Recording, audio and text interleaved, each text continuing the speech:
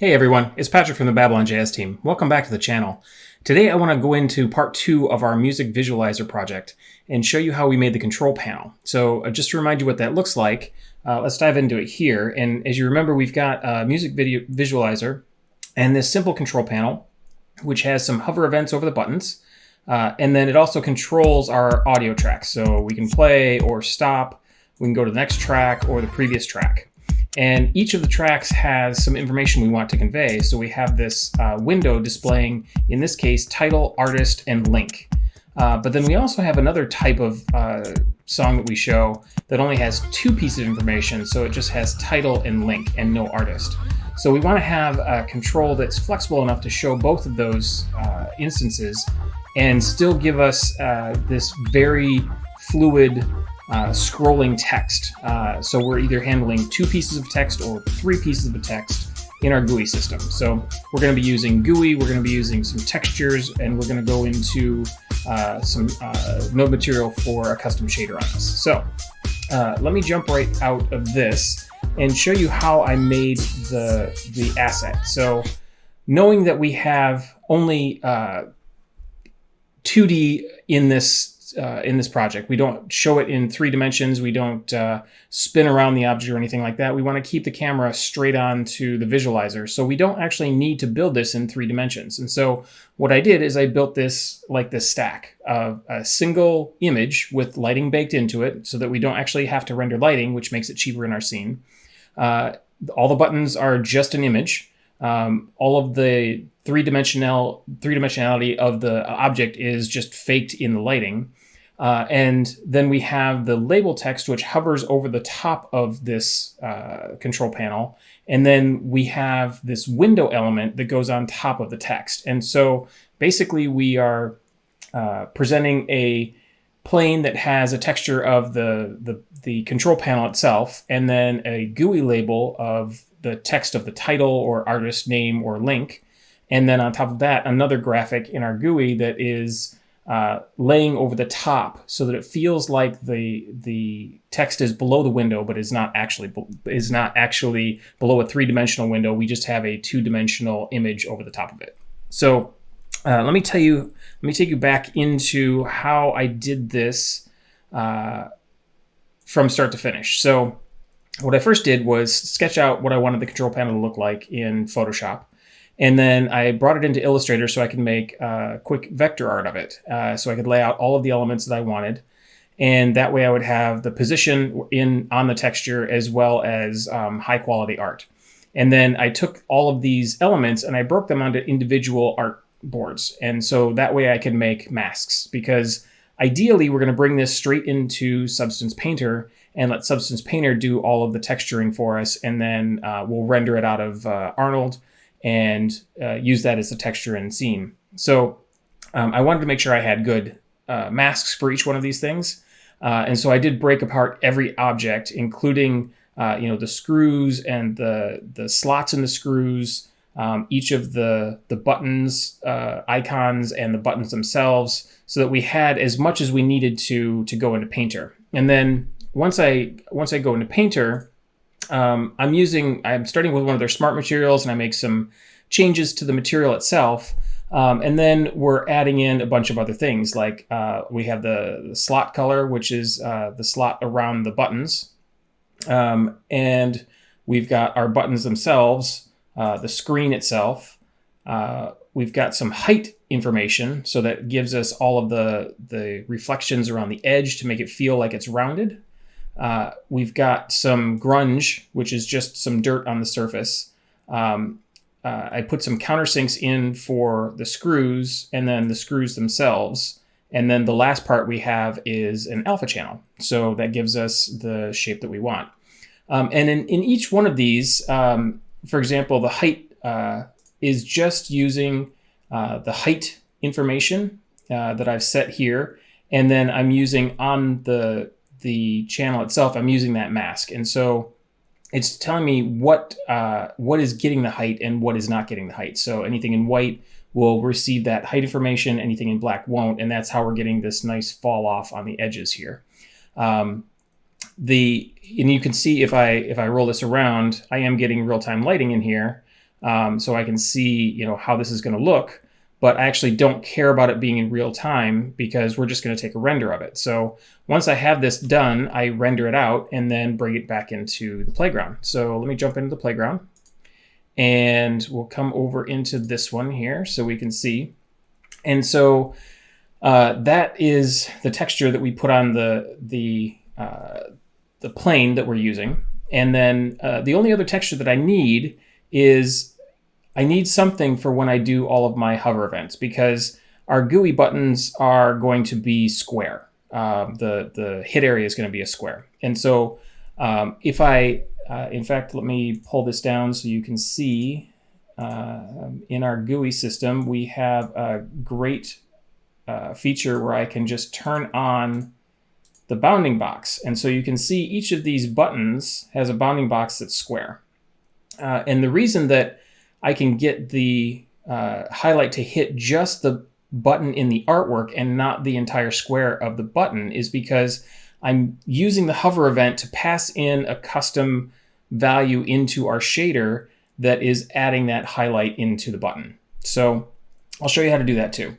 So basically what we're doing is we're creating this piece of mesh, which is just a plane. We're adding the texture to it, which is the background. And then when I set up our GUI, I'm setting up our GUI layer with an advanced dynamic texture, which is what you need to create a GUI for, in Babylon. And that creates a texture that covers the entire screen. And we can set up our individual controls within that advanced dynamic texture. We can set it up with a grid. We can set it up just with spacing. However we want to do it is fine. And what I did is I just set up my my controls with some spacing. And so you can see I've got width and height on the buttons, and then I've got a position from left and top.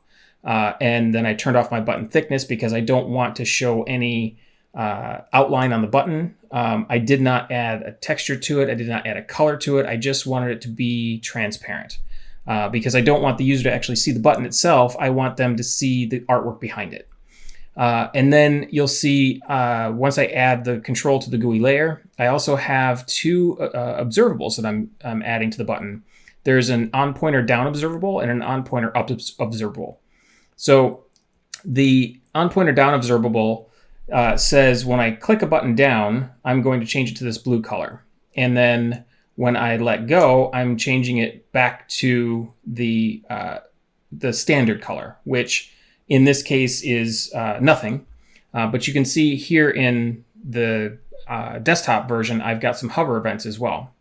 And the reason you don't see that in this part is because if you think about mobile devices, they can take a touch event, which is basically a mouse, a pointer down or pointer up, but they can't do a hover event.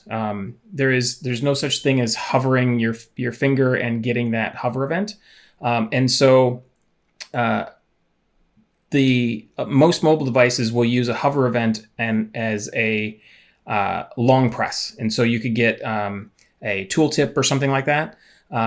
So they do accept a hover event, and which can actually create some interactions which you don't want. So if I didn't do this trick, what I would end up having is when I have a hover event on a mobile device and I touch it, the hover event would fire, but I would never unhover. And so my hover color would always stick to my button, and that's not what we're looking for. So to get around that, what I did is basically I set up this window event listener to see if I can mouse over. And so it's waiting for me to mouse over for the first thing. And once it says you can mouse over, then I'm going to add in this hover function. And the hover function, I'm adding it once, so it's added and then removed.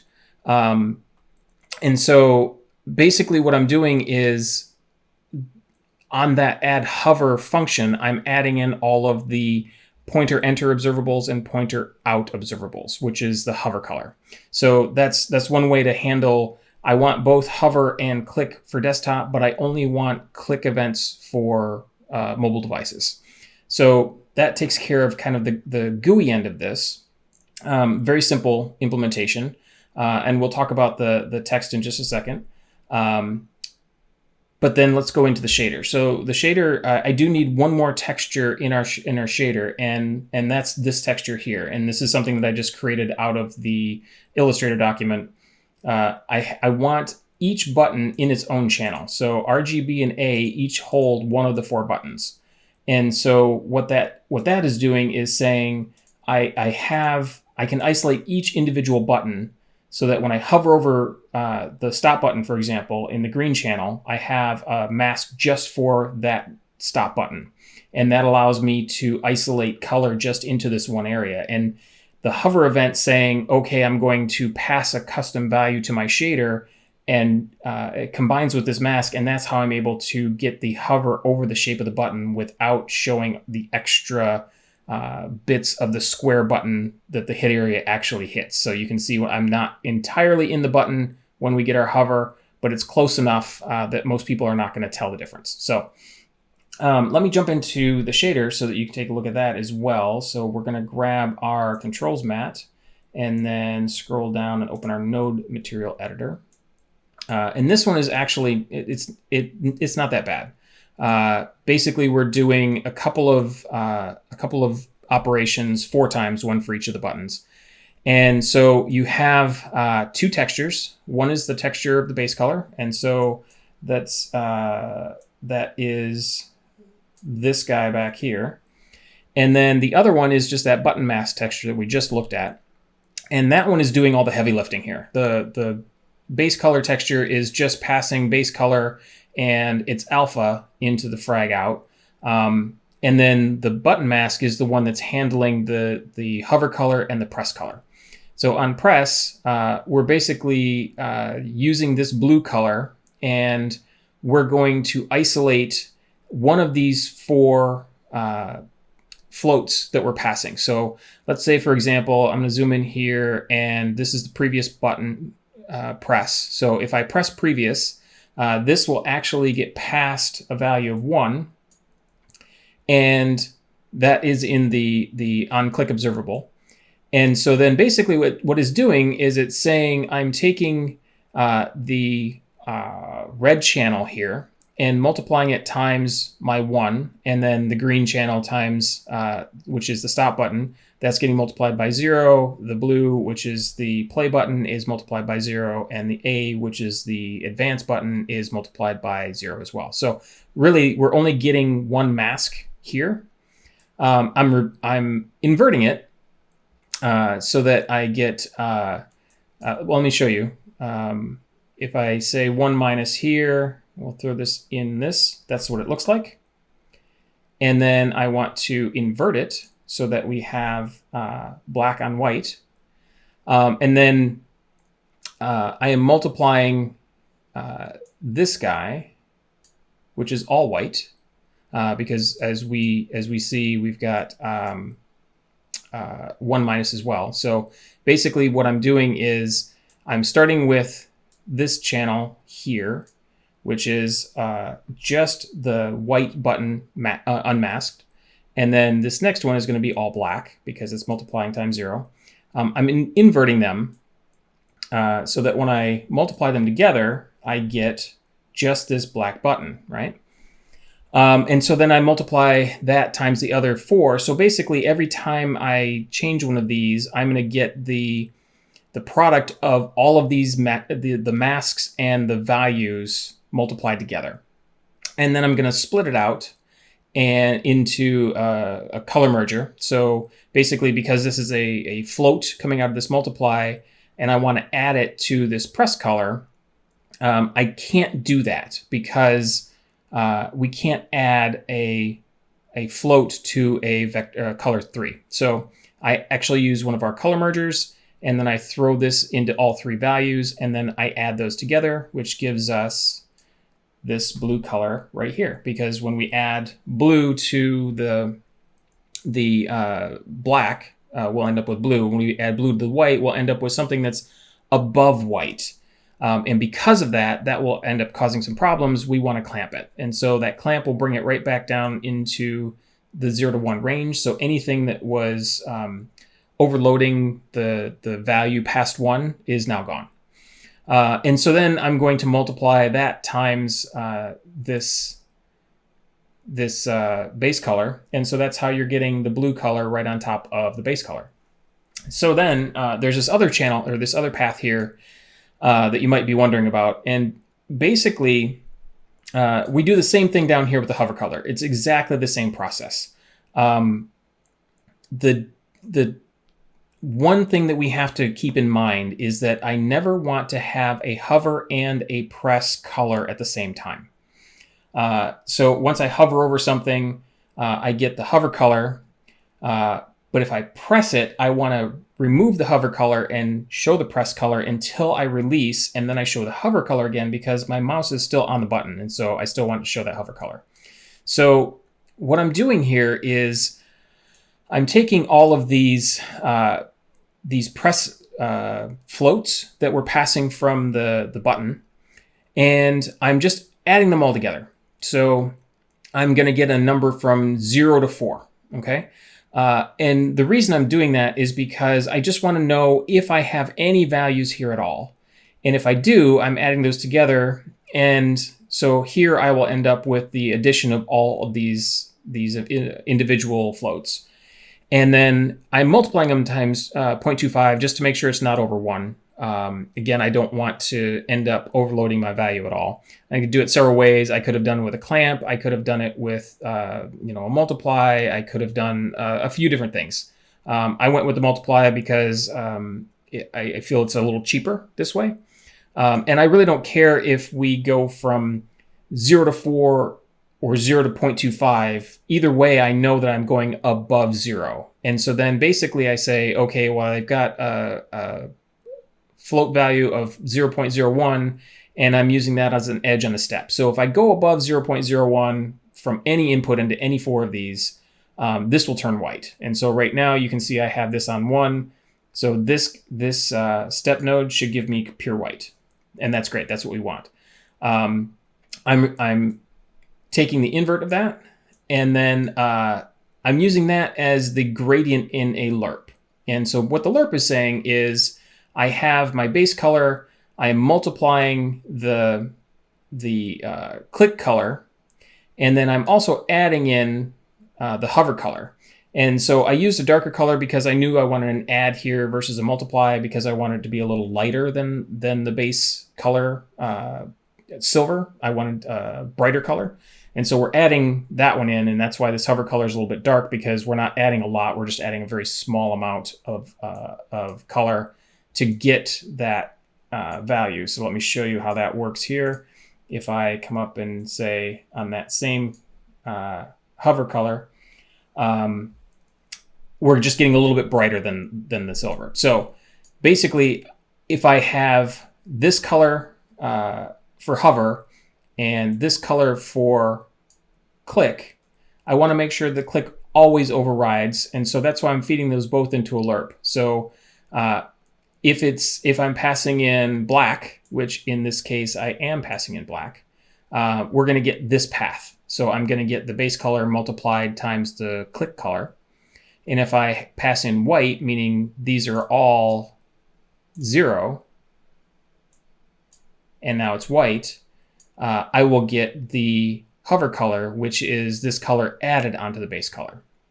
And so now when I push this in, you can see I have my hover color up, but then as soon as I grab the float for the previous button and start to go up, it switches over to the press color. And that's exactly what we want to happen. We want to make sure that we're not showing both colors at once, only one at a time. So that is how we're handling all of the hover states and the click states on the GUI side of things. It's pretty straightforward. You can tell we didn't do anything with Vertex at all. This is just the standard Vertex implementation. And so let me close this one down. And so then let's talk about this animation here. So I have another graphic I can show you. And basically, this is a diagram of what we want to have happen. So I'm using the GUI system to isolate from a parent node.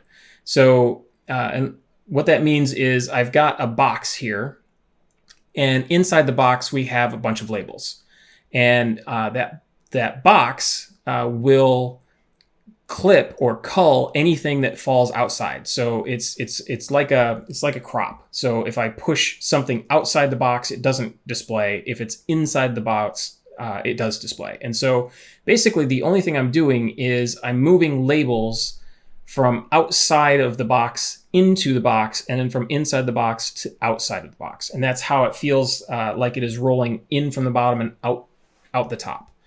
And so these are the two instances we'll have. This one being a 2 label information, and this one being a 3 label information. And so in this one, we start with the title, and then the title will roll off the top as the link comes in from the bottom.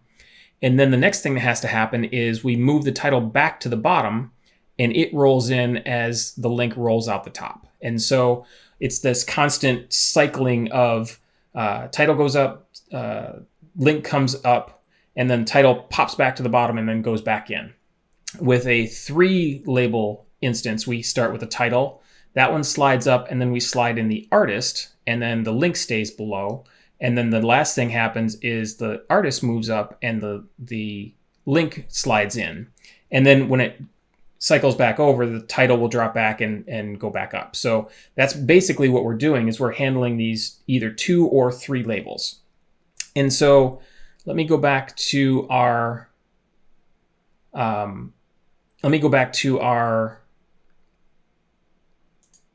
playground here, and this one here.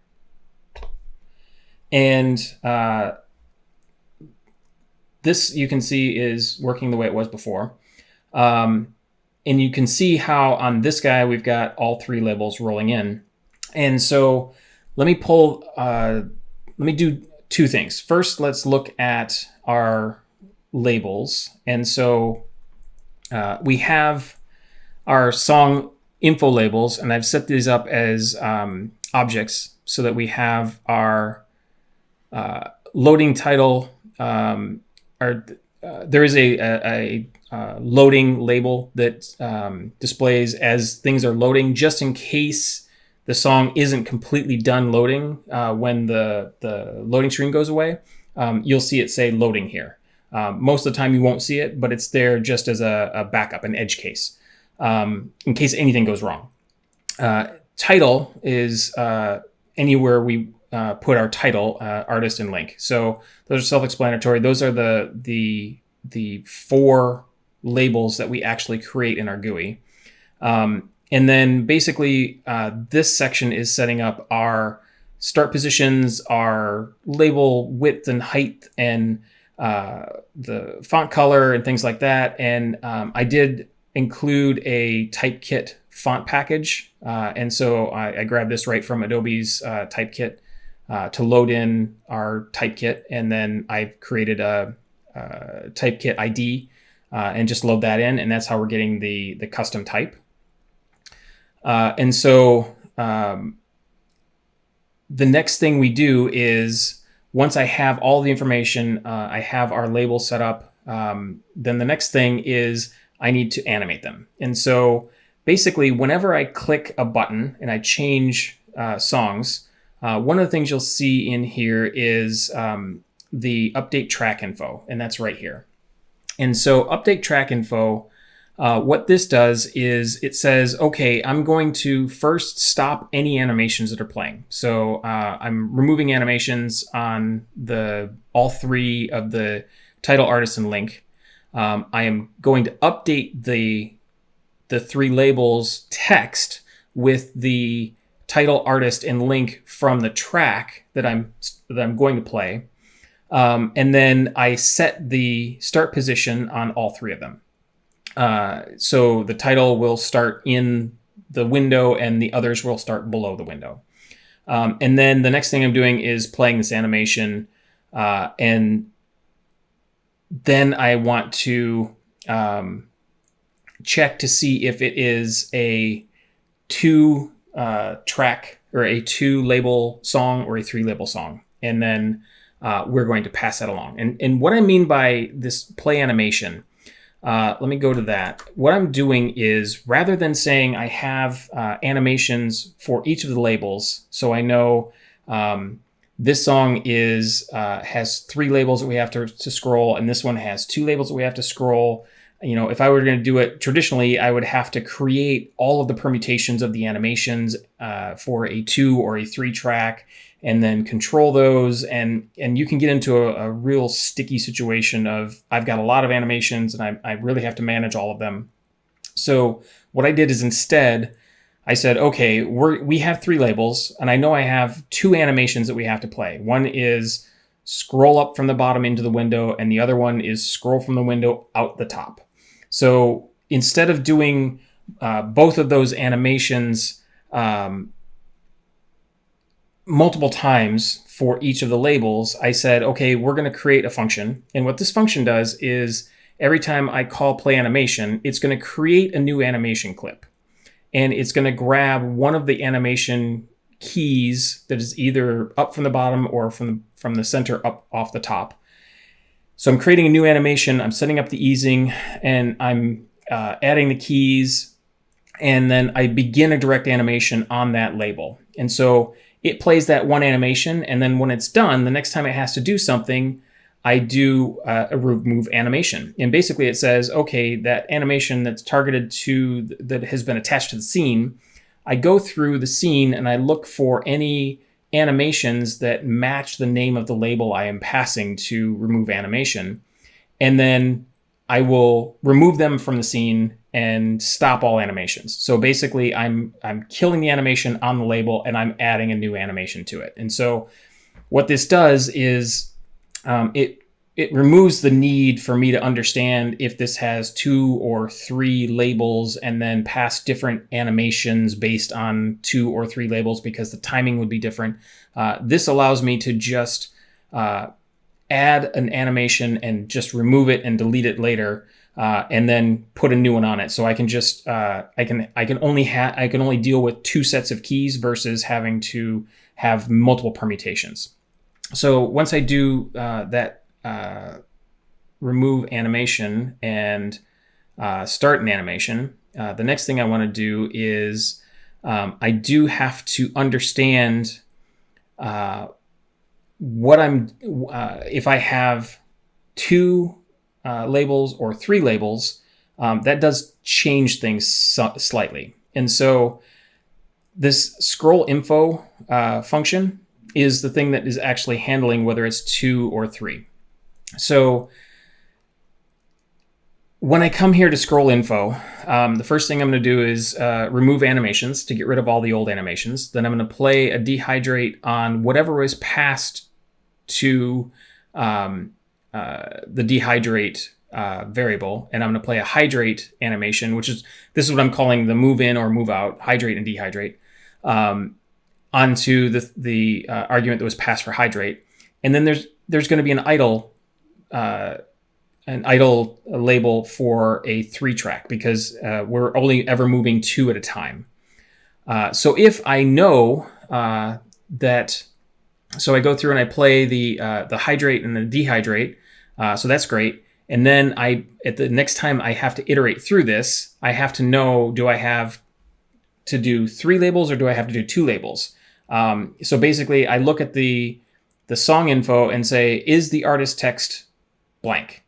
If it's blank, then I know I don't ever want the artist to show up.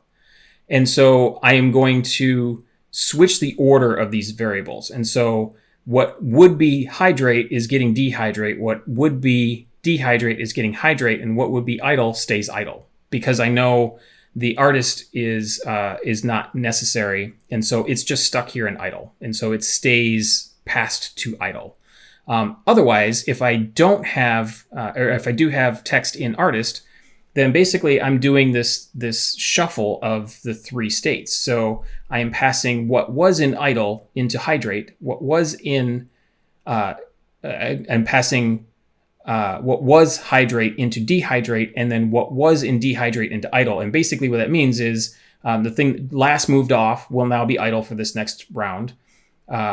What did move on needs to move off, and what didn't move on needs to move on. So that's how we're looping through this. So basically we're calling this over and over and over again, nonstop. And so it understands if I have 2 labels or 3 labels, I am just basically swapping which of these objects gets which animation. And I still am only playing 2 animations because each time I come through, I'm removing all the animations, which is great.